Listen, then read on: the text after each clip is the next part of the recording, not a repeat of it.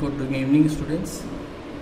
तो आज हम बात करने जा रहे हैं एक special type of selling and buying type questions और you can say profit loss question. So the question is a vendor bought oranges at 20 for 125 rupees and sold them at the rate of 90 per dozen.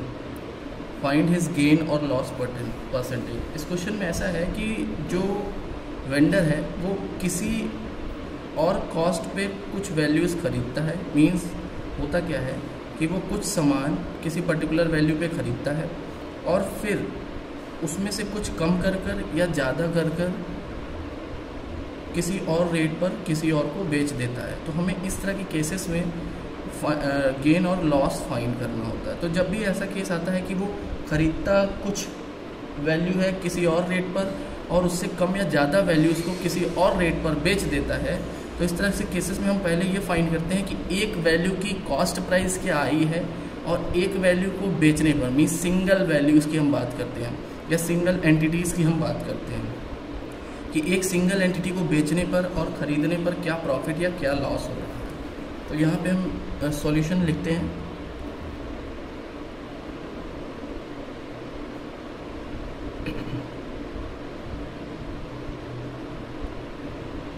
Cost of 20 oranges is equal to ₹125। अब यहाँ पे हम एक orange की cost find करेंगे। Cost of 1 orange is equal to, simply हमें divide करना होगा 20 rupees. So 5 25s and 4s, 25 by 4 is the cost of 1 orange. Okay, now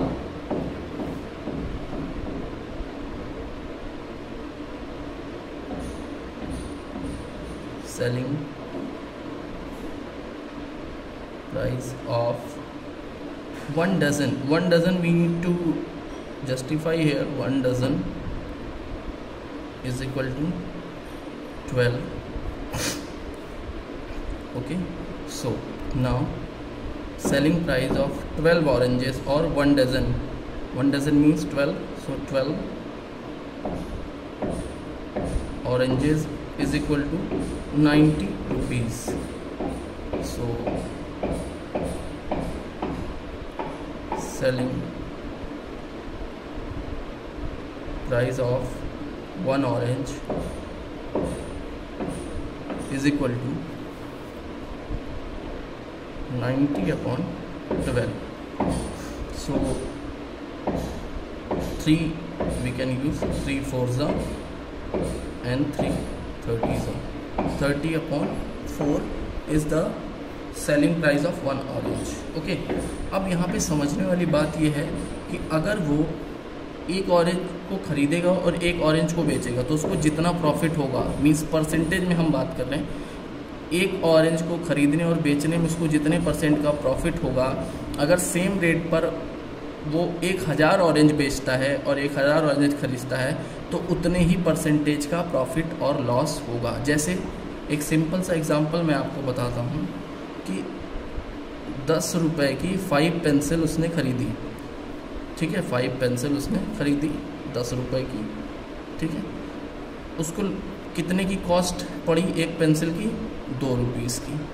ठीक है, उसने 3 पेंसिल बेची 9 रुपीज़ की, 9 रुपीज़ की 3 पेंसिल उसने सेल करी।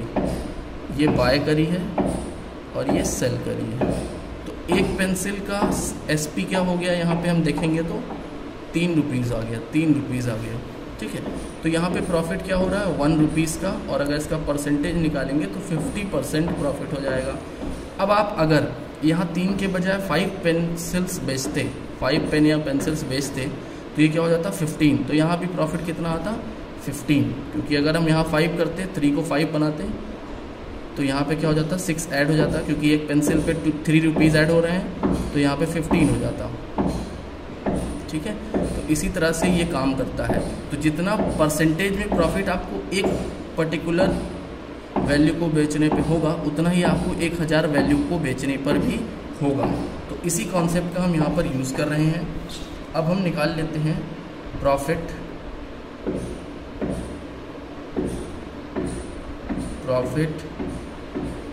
On selling 1 orange. ये क्या हो जाएगा, ये आपको मिल गया है यहाँ पे CP और यहाँ पे आपको मिल गया है SP। आप सब्ट्रैक्ट कर सकते हैं, क्योंकि SP ग्रेटर है CP से, तो हम यहाँ पे क्या है SP में से CP को माइनस कर देंगे और इस तरह हमें पता चला कि यहाँ पे प्रॉफिट हुआ है 30/4 माइनस 25/4। डिनोमिनेटर्स आपके सेम है तो आप यहाँ सीधे सब्ट्रैक्ट कर सकते हैं। ये आ जाएगा 5/4 रुपीज़। एक ऑरेंज को सेल करने पर उसे इतने का प्रॉफिट हो रहा है। अब हम निकाल लेते हैं यहाँ पे परसेंटेज प्रॉफिट। परसेंटेज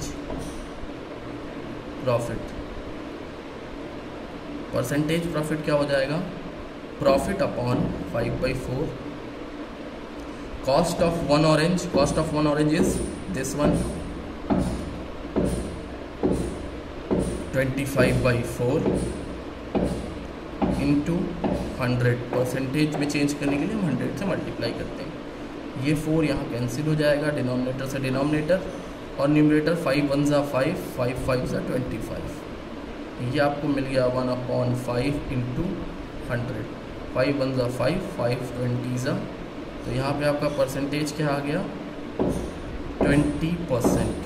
तो जो उसको एक ऑरेंज पे बेचने पे प्रॉफिट हो रहा है 20%, तो इसी तरह वो जितने भी ऑरेंज बेचेगा सब पे उसे 20% का ही प्रॉफिट होगा। अब वो एक बेचे, एक डज़न बेचे, 20 बेचे या 100 बेचे, तो आप आंसर यहाँ लिख सकते हैं। So his profit is 20%। ये प्रॉफिट लॉस का एक डिफरेंट टाइप का क्वेश्चन था। ओके, तो thank you for this particular video.